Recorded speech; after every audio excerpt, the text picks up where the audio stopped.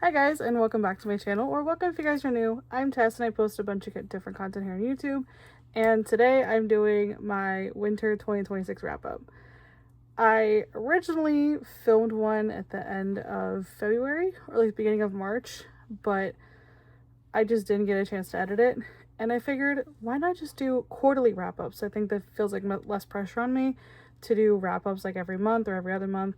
Every 3 months just seems pretty good, so here we are doing a wrap up for January, February, and March of 2026.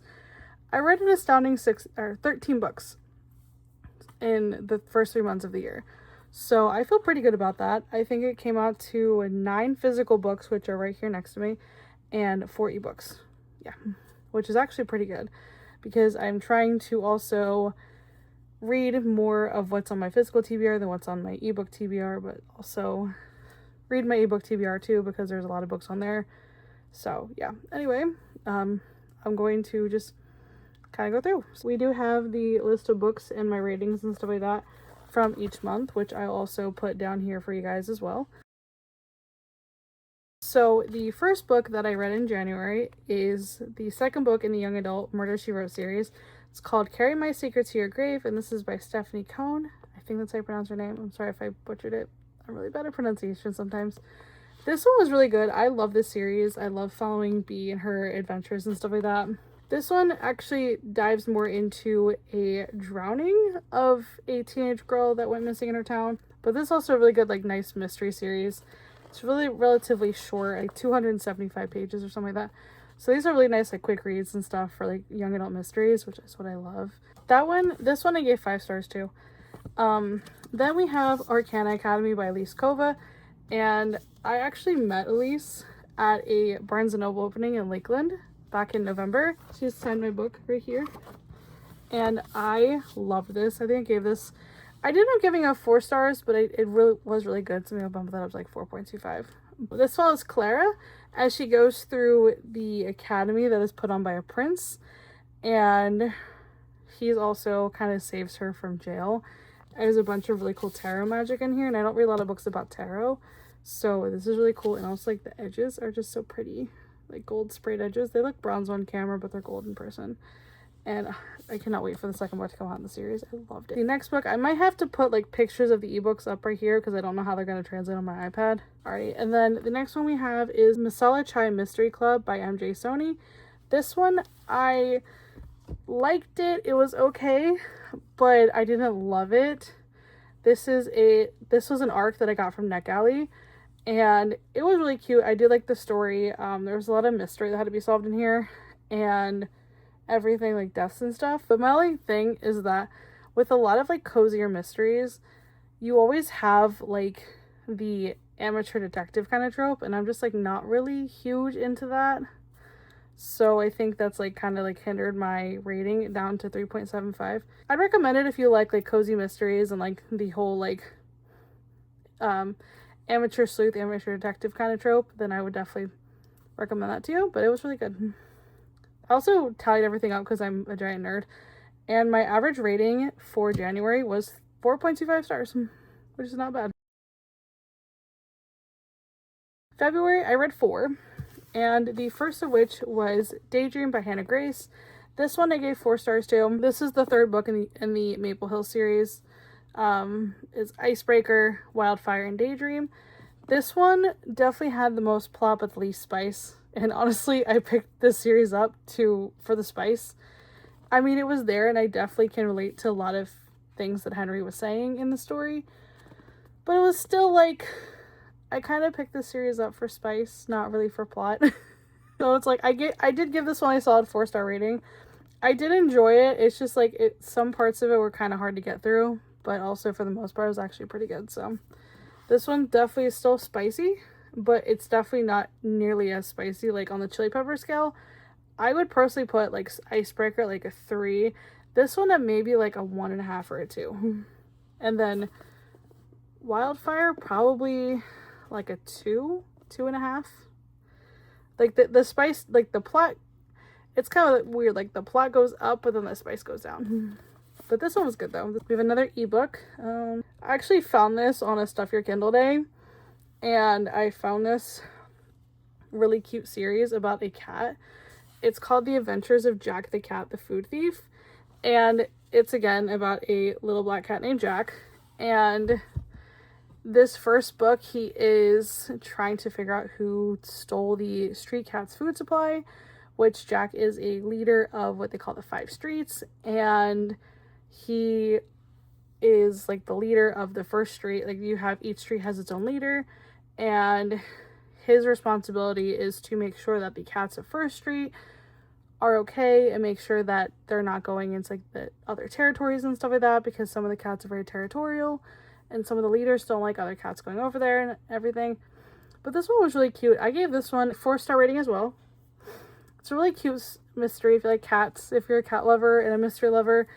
It's really cute because it's told in the perspective of a cat, and I want to say that the setting is actually around London, like in the London suburbs, which is pretty cool. So then the next book that we have in February is Brightly Burning by Alexa Dawn, and I actually met Alexa at Book Nut Fest. I want to say, I think it was 2019, which was this one right here. And she was, I think she moved there in 2018 as well, I don't remember, but she actually signed my book for me. I believe this one was 2019 because this came out in around that time maybe. And I loved this book. This is a sci-fi retelling of Jane Eyre, and honestly, I have never read Jane Eyre. I'm not gonna lie to you guys, I have not read Jane Eyre, but going into this knowing that it's a Jane Eyre retelling is not something that made or broke the story for me. Like, it's not a make or break thing for me, and you don't have to have read Jane Eyre to enjoy this book and everything it has to offer, because the characters are unique in their own way and the story was just very likable. I loved this. There's like a couple little things that I didn't like, so I gave this a 4.75 because I adored this book. It was so good. Yeah, this follows Stella as she goes from one ship where she's an engineer and a teacher to being a private tutor of another ship's, like, the captain's sister.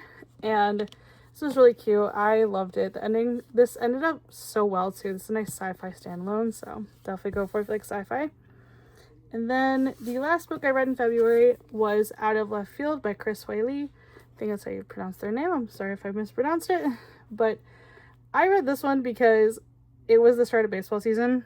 I actually picked this up right around the time pitchers and catchers reported to spring training, because I'm a huge baseball fan. Like, baseball is my favorite sport of all time. This was a really cute young adult romance about a girl who pitches in the playoffs of her school team. So, and that she has a crush on her best friend who was the pitcher who got injured. And I just thought this was really cute. Nice little young adult romance novel. It's not super long, very quick read. So if you like baseball and you like YA romance that does not have spice in it, because there's no spice in here, so this is definitely a good one. I gave this one 5 stars, by the way. And so that wraps up February. My average rating for February was 4.44. And now we're gonna go into March. I read 6 books in March, which is crazy. I don't know how I did it. Genuinely have no idea how I did that. The first book that I finished in March is Happy Place by Emily Henry, and this is about Harriet and Wynne, who were exes. They're part of the wedding party, and none of their friends know that they broke up 5 months prior. So they're trying to go and figure out how to navigate this weekend while their friends are thinking that they're dating, but they're not. And it's really cute. It's kind of like a little bit like, not an official fake dating, but kind of fake dating. And this was just super cute. The spice in here was pretty good though, when there was spice. There definitely were times where I'm just like, just do it already, just do it. But they didn't, but then it was fine. So this one I gave 4 stars to as well. Another ebook. And this is the second book in the Jack the Cat series, The Sewer Murders. This one, Jack has to figure out who killed one of the guard cats. Kind of, not really guard cat, but he was a spy cat.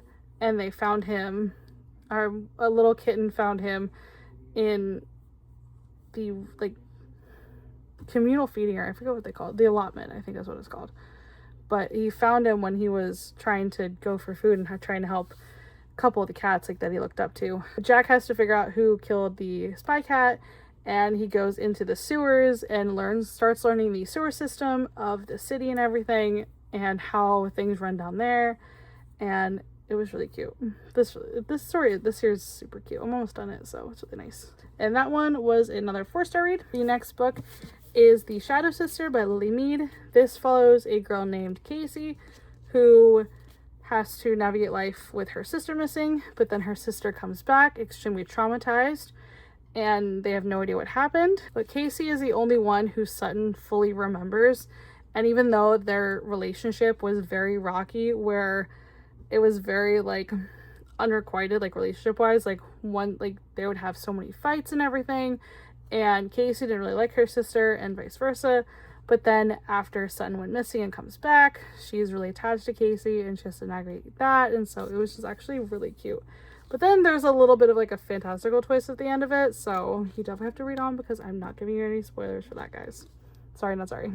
This one was a 4.5-star read. The next book was also another Roll for Reads pick. I think this one was too, I don't remember. But this is Fake Dates and Mooncakes by Cher Lee. I'm not gonna lie, guys, the entire reason I bought this book for 2 reasons. One of them is it takes place somewhat in a bakery, but also look at this little corgi. Look at the little corgi on the cover. Her name's Clover. And this is really cute. This follows two teenage boys, one named Dylan and one named Theo. And this was super cute because at first, Dylan is trying to save his family's takeout business. It is a Thai Chinese fusion cuisine, and he's trying to save the restaurant by going into a competition, and Theo has to help him out, and it's super cute. And of course, Clover the corgi makes adorable appearances in it. Love this book. I flew through it. It's super cute, and it's also like the print's not that bad, so it's really cute. This one was a 5-star.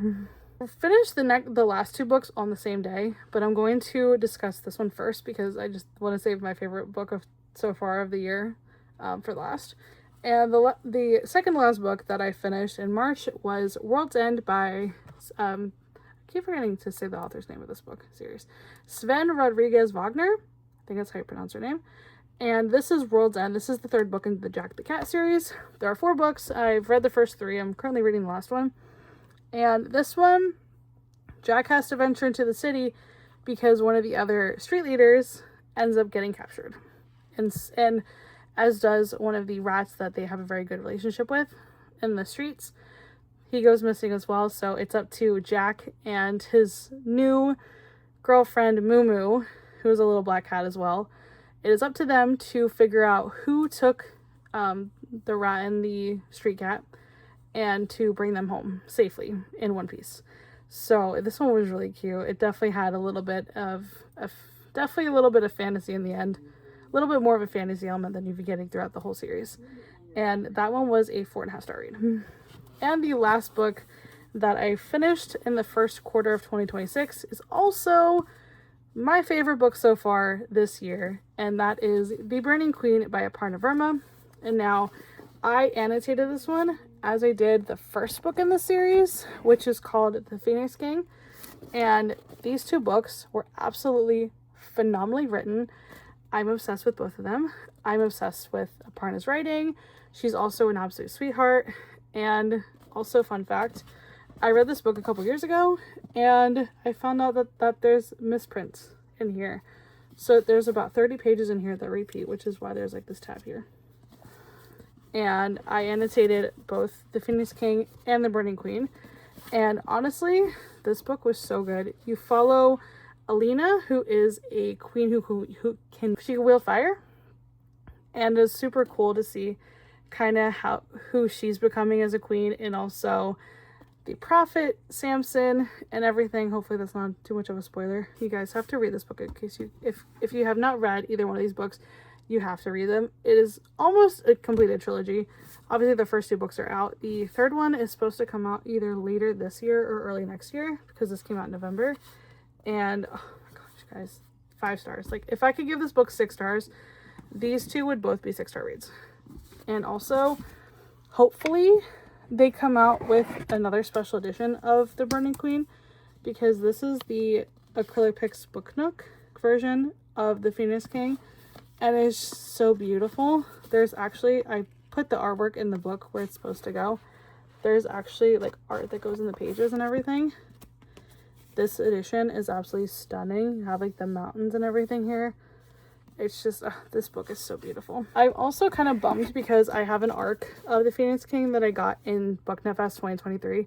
And I was supposed to get an arc of the Burning Queen, but I did not receive it, and I'm kind of bummed about it.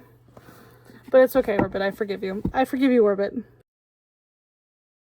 But anyway, guys, those are the 13 books that I read in the first quarter of 2026. If you've read any of them, let me know in the comments below. And if you like this video and want to see more bookish content from me, go ahead and hit the subscribe down below. And I'll see you soon with a new video.